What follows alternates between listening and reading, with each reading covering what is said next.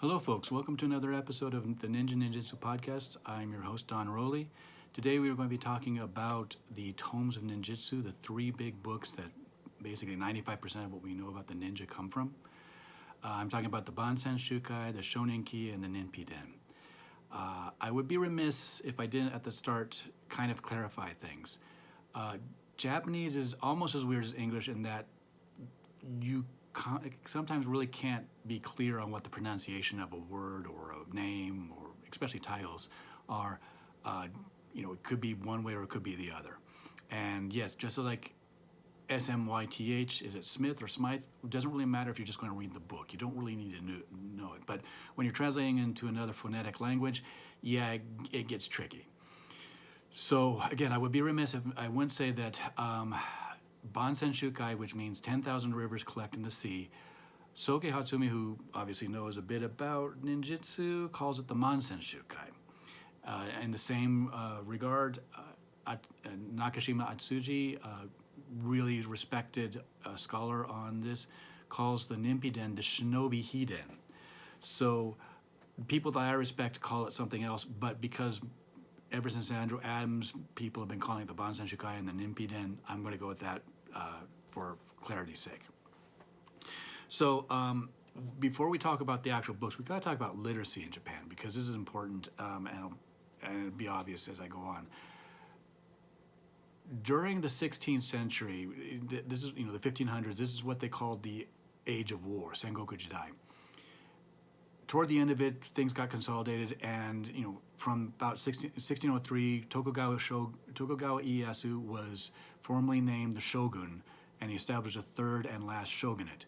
And it was largely a peaceful thing. There was, of course, the siege of Osaka, peasants' revolts, but really peace was around for about 250 years under the Pax Tokugawa. And literacy took off at that time. During the Sengoku Jidai, the Age of War, only a few people really could read and write. We're talking about the people in the samurai class, some priests, aristocrats. The typical peasants could not read. But when you get into the Age of Peace, all of a sudden, even farmers could read, and literature took off. And the books that we are talking about today came out during the Age of Peace. I know some people are going to talk about the Ninpiden. I'll get to that.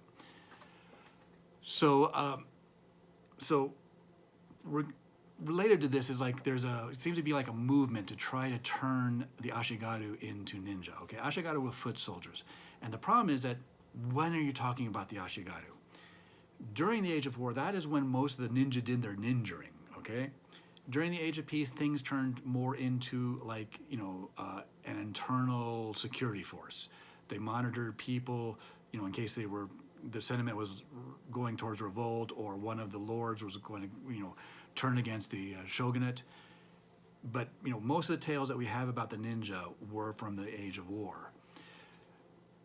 And at that time, Ashigaru were peasants that basically, they could be farmers, decide to join an army.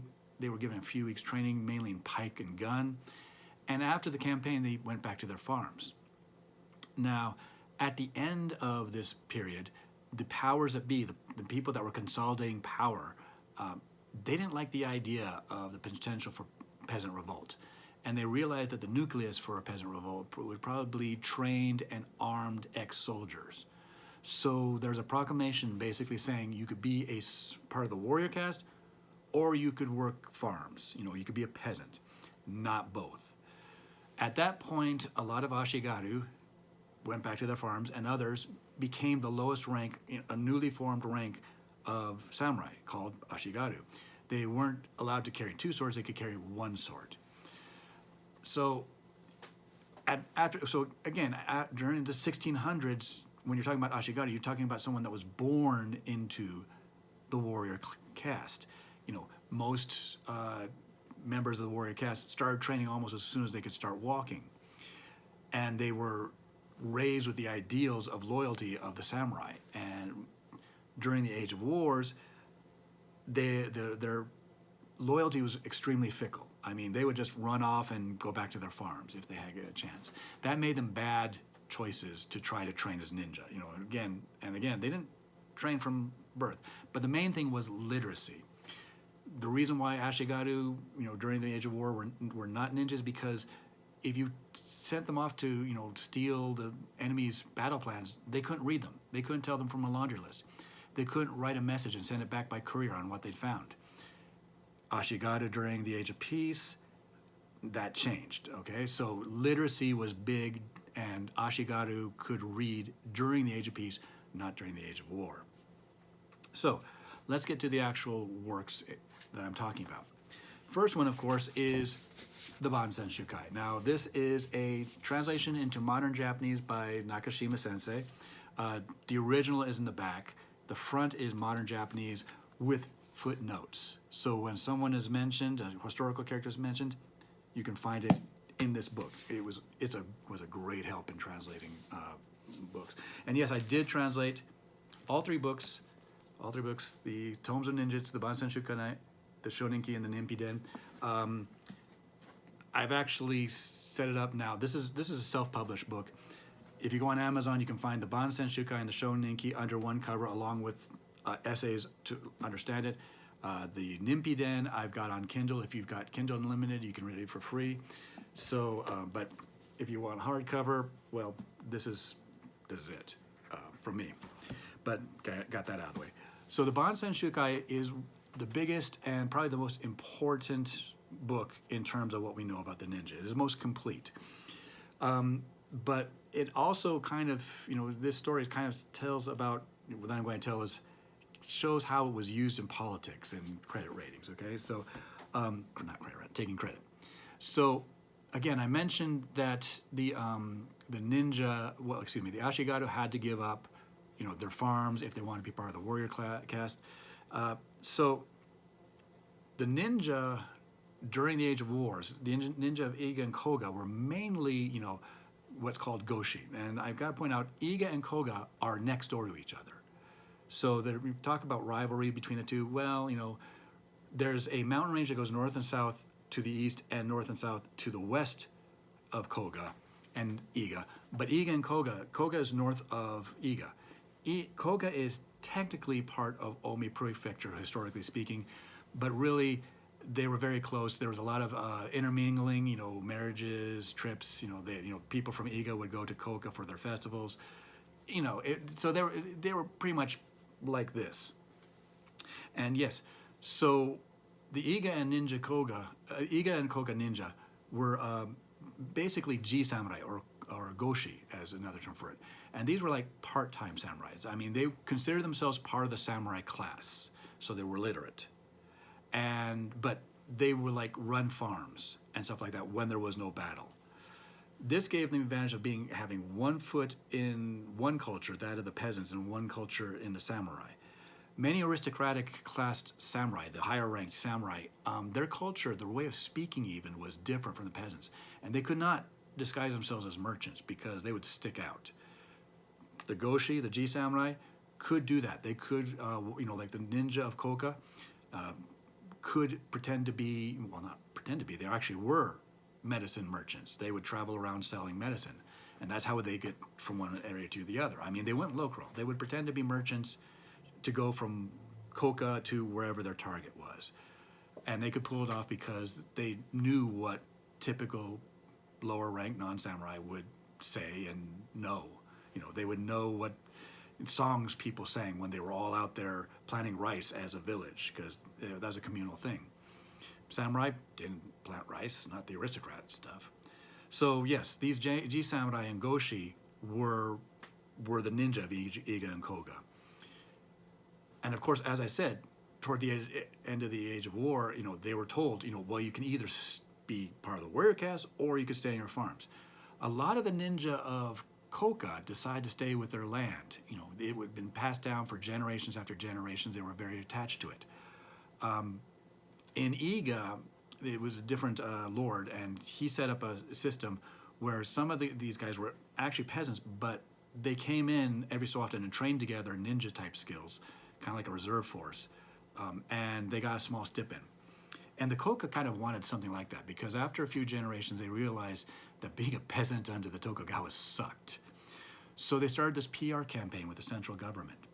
they went, they sent envoys, they wined and dined them, they tried to convince them, hey, our ancestors did all this, we could do this for you if you just give us a bit of cash and let us do things. As an example of this PR campaign, they kind of spread stories about the exploits of their ancestors. One of them, most notably, is about the death of a shogun. At the start of the whole kerfluffle, the Age of War, about the beginning of it, the Lord of Omi, which Koga is part of, pissed off the shogun, and the shogun went into Koga, set up at a temple there, and sent out word to all of his vassals, come, let's chastise this guy. Well, nobody came. This was, again, the start of things, and people were realizing that the shogun was basically relying on vassal A to chastise vassal B if vassal B stood up. But if vassal A didn't want to, well, who was he going to send? And this started all this wars that the 16th century were famous for. But again, the shogun was there for a while, and ninja from both Koga and Iga were said to have kind of disrupted his ability to do anything. They scattered his horses, they kind of harassed him. Nothing too major, according to what I can find. But what happened was this guy was an aristocrat. He wasn't used to taking care of himself in a field-like conditions, and he had all his men. He was drinking a lot, gambling, whoring, all this, really not taking care of his health. The hygiene, of course, probably wasn't all that good. I mean, they probably didn't quite realize that you shouldn't take water downstream from the latrine area, things like that. And eventually, the shogun sickened and died. Natural causes. This is what you know if you read a Japanese history book about the shoguns or anything like that, their lives. But the Koga, over 100 years later, told the Tokugawa that their ancestors did a night raid, wounded the shogun, and the shogun actually died from the wounds from that raid. So yeah, again, bald-faced lies, but I've actually seen someone that calls himself a ninja historian give that story, that the shogun was killed by Koga ninja. Okay, well, that's that. That's the type of thing that they did. Now, so when it comes to the Bansenshukai, it was, again, as I said, the Iga and the Koga were kind of close. So according to Fujita Seiko, who was a descendant of the Koga ninja, and he actually taught strategies from the Bansenshukai at the Nakano Spy School during World War II. He explained somewhere, I can't remember exactly where I read this, but he explained that what happened was that the Bansenshukai was basically a block print, so they could mass produce it. And it was given out to like all the families in Iga and Koga. And what families would do is they would rip out the parts that they didn't really do. We don't do that, so they got rid of that. And they added their own unique family stuff to it. But it would, the Bansenshukai served as the basis, the core of their family tradition writing. One of these copies of the Bansenshukai basically was taken to the central government and given as a gift by the Koga ninja. But they added a preface. And the preface said that, it was, gave credit to a ninja of Koga that wrote it. However, scholars like Nakashima have pointed out that there's several sections in the Bansenshukai that start out like, a man from our province once did that, or talked about at a festival in our province. And every time, every person referred to that was from Iga. So yeah, so it was written from someone by Iga, but the copy that was given to the central government was the best preserved and is the most accessible to scholars. So they've got that preface that says, it was written by someone in Koga. Not really all that big on, not all that important in terms of the knowledge inside of it, but it does show the politics and how taking credit for someone else's work is universal and immortal. So that's the Bansenshukai. The Bansenshukai, again, is one of the most important in terms of what we know about the ninja because it's so complete. Now, the next one is the Shoninki. And personally, I think that the Shoninki is the best book for people that want to think about what the ninja would do and strategies and stuff like that. The Bansen Shukai has a lot of like really precise stuff, like how to make torches that are hard to extinguish in rain. Okay, important back then, not so important now. Shoninki is less about things like that and more about, one thing that they said that stands out to me right now is if you want to talk to someone and have them give them more information that they really should give you, pretend to be a little bit stupider than them. Now that's immortal. That is timeless. That's the word I'm looking for, timeless. And it's kind of the background. It kind of shows in the background of it. The Shoninki, the Bansen Shukai was basically, again, 10,000 rivers collecting the sea. This was an attempt by someone in Iga to collect all the information that was dying off during this age of peace and collect it and put it into this book. And they were basically, again, and Iga, they were like a reserve force, for the Tokugawa, and yeah, later on when Perry sailed in, some guy actually from Iga went on the ship and scoped it out. But it was an attempt to collect all the information that was dying out and to be used as ninja. So they had to know how to make some of these tools. The Shoninki, by contrast, was from a school of strategy and tactics and operations. It was meant for people that were like the commanders or their operations officers or people like that. They had to know how to use ninja. So they really didn't need to know how to make, like tweeze, snippet things or torches or anything like that. So you don't find that in here, but you do find information that is really relevant throughout time. In fact, this is I've got another copy of modern translations of into Japanese of the Shoninki. I can't find it here, as you can see. I'm in the middle of something. But the Shoninki is, again, being timeless. When I started translating, giving out to Bujikon members, a guy that was, he came from America and he was out there, and I gave him a copy, and he's like, Don, you got to get this. You got to publish this. And I think he was ex-intelligence when he was in the military, because he knew about Fort Huachuca, which is the Army Intelligence School, and he wanted me to basically publish it in such a way that it would not self-publish, but publish it so it would be in the bookstore in Fort Huachuca. He was really adamant about that, and well, now it can be, I guess. But if you ever want to try translating a book into English on your own, the Shoninki is the one that I think is the most relevant to today. So yeah. And where did the information about the ninja come from? Well, it's kind of a little unclear, but it might be that it has a link to Iga. Oda Nobunaga, one of the first guys to start unifying Japan, his son tried to invade Iga, got his nose bloodied, they repulsed him. Oda Nobunaga waited a few years until he can consolidate things so he could bring all of it, almost a huge army, let's just say a huge army. I mean, over 100,000 men, I think. I'd have to look it up. But yeah, well, probably. And it was just slash and burn. I mean, he just burned things down, killed everyone. It was a slaughter. It wasn't a battle, it was a slaughter. And a lot of the ninja of Iga, seeing what was coming, just like, let's get the hell out of here, and they fled.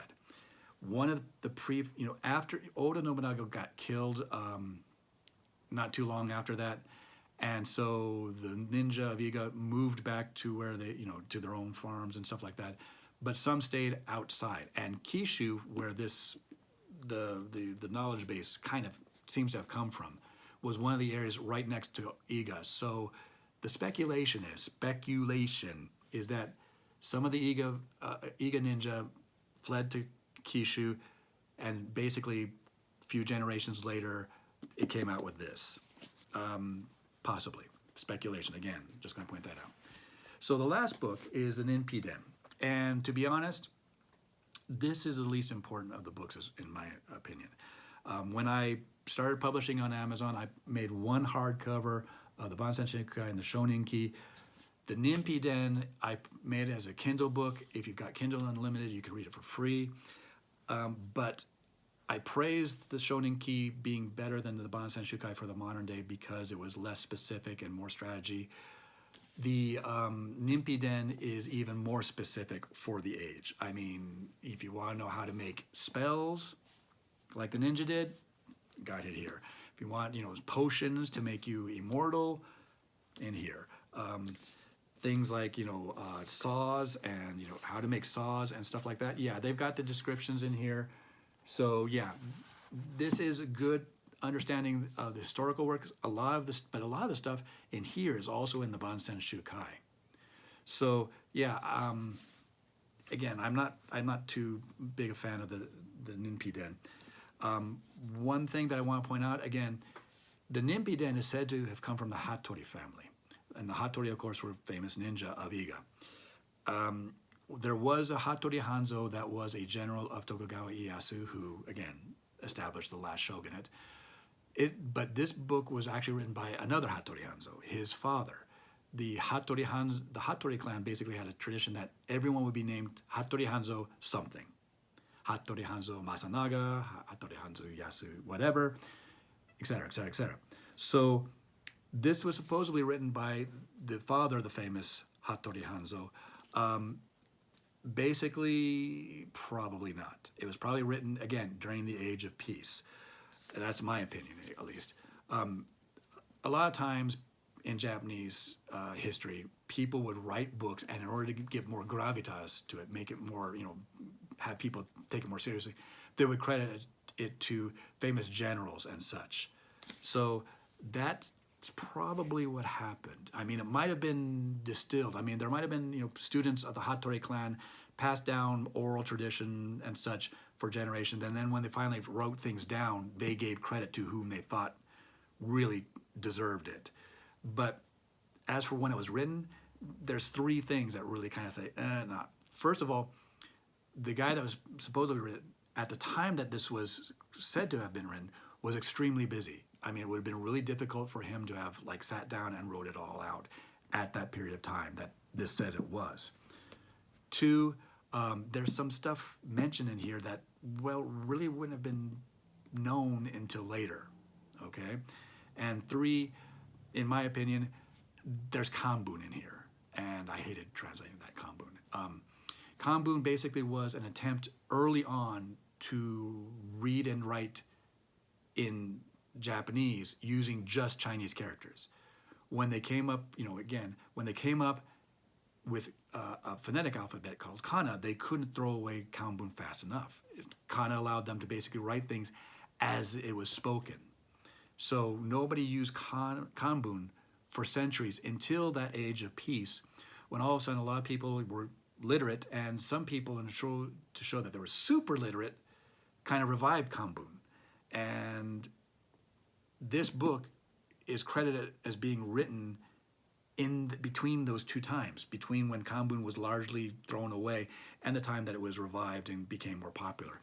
So yeah, this is probably from the Age of Peace, it's also called the Edo period. And again, the best parts of this are also in the Bansenshukai, in my opinion. So, but yeah, again, if you want to read it, you can read it for free on Kindle Unlimited. Now, again, these three books are like what we know about ninjutsu, 95% of it.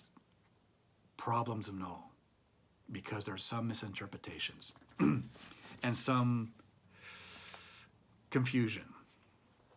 As an example, let's talk about the Mizogumo, the water spiders, supposedly the things that you put in your feet that allowed you to cross waters, which some people seem to think that means walk on waters. I will use an example of it in the thumbnail for this video. And the thing is that there's a lot of ninja enthusiasts in Japan, and they have tried things out. Like if there's a recipe for something in the Bansenshukai, they'll make it. And some of the stuff that they've put together, like the saws and stuff, some of them work, some of them don't. Again, the Bansenshukai was an attempt to gather information and preserve it before it died out. There's a few sections there in it where the author says, I have not tried this out myself. Again, he heard about it, he wrote it down, but he didn't have time to actually try it himself. And, as for walking on water, the Mizogumo will not work. Not as it is written in the Bansenshukai. people have tried it, and they get in the water and they sink faster than Biden's poll numbers after that disastrous debate. Some people have speculated that, okay, well, it wasn't wood. They didn't use wood. They used something like air bladders, and someone would sit in the middle and paddle. Okay, maybe, but I've translated this book. I've gone through every word in detail, and it definitely says wooden slats, not air bladders. An alternate theory, and I can't remember where I read this, but I did not come up with this. I wish I could give it credit, is that maybe they were used to cross waterways.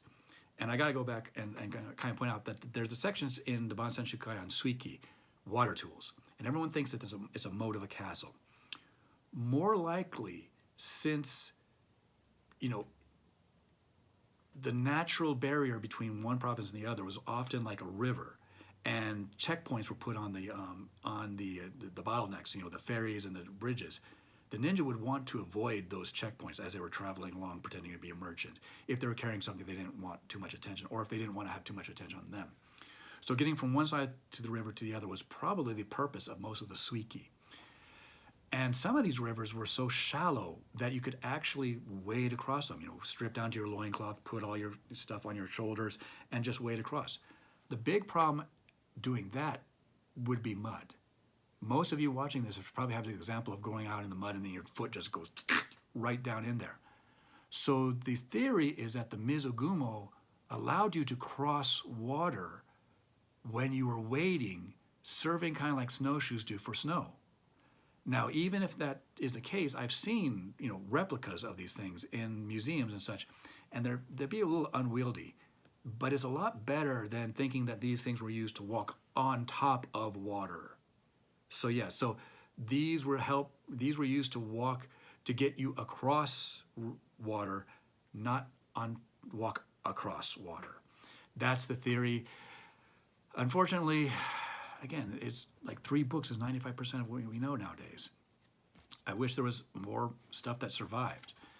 Another problem with the Bansen Shukai and what we know, misinterpretations, is the kunoichi. Now, most of you probably have heard of the kunoichi, the female ninja, the secret spy and assassin, the super spy, that uses her feminine wiles while kicking butt. Well, there's only one book, one source, historical source, that uses the term kunoichi, and that's the Bansen Shukai. The kunoichi is basically a way of writing the word female. The character for females in Japanese is ona, and if you do ku, and then write no, and then write ichi, kunoichi. It's kind of a pun that the author did to refer to women. He also talked about men using the term tajikara, and the character for man, otoko, is rice field, ta, on top of the symbol for power, jikara or chikara. So tajikara was men, kunoichi was female. And if you actually read the book, and yes, there are English translations, you'll find that every time that he refers to a kunoichi or tajikara, it's not as a highly skilled agent. It's more like a catspaw, a gig worker. It's like hire a tajikara to work at the fortress you want to enter and have him tell you where the weak points are when he returns. Okay, that's not a highly trained agent. That's someone you hire to go in and scope the place around. Same way with the kunoichi. I mean, they're not talking about, send a kunoichi to kill the Lord. No. Hire a kunoichi to get employment at the place that you want to infiltrate and have her leave the door open some night that you want to come in. Okay, so from that, obviously this is someone that they just hired for a specific task. We got all the stuff about kunoichi. I mean, we've got movies, comic books, all that. Some of them quite racy. Be quite honest, when you're in Japan and you see something about the kunoichi, proceed with caution. So there's some misconceptions because of the Bansen Shukai, and that's not the only one. We could get into some other stuff. But yeah, you have to read this stuff with kind of a grain of salt. Again, some of this stuff was an attempt to preserve information written decades after the Age of Wars. So they're important is a historical sense, and to get into the mind of the ninja. They were written by people that practice ninjutsu. So I do recommend you read them. Of course, my translation, I recommend my translation. I'll put links in the description so you can either get them from Amazon, or if you want this, right now I've only got 2 copies, and I've got at least 2 people wanting to get them, so I'm going to have to order some more. But yeah, this is all 3 under one cover. But Amazon, you can get the Bansen and the Shoninki, which again I think are the most important, and the Kindle edition of the Ninpiden. But if you have any questions or comments about these books, please put them in the comments section. I'll try to get around to them. If you have some news or anything like that, please let me know. I'm always trying to get more information. Again, one of the things I'm really big on, if you can, is proof that the Hattori family actually was a source of the Ninpiden. That's what I really want to find out now, because some people do think that. I'm unconvinced, but if there's any evidence, I'd love to see it. Thank you. So take care, and I'll see you next time.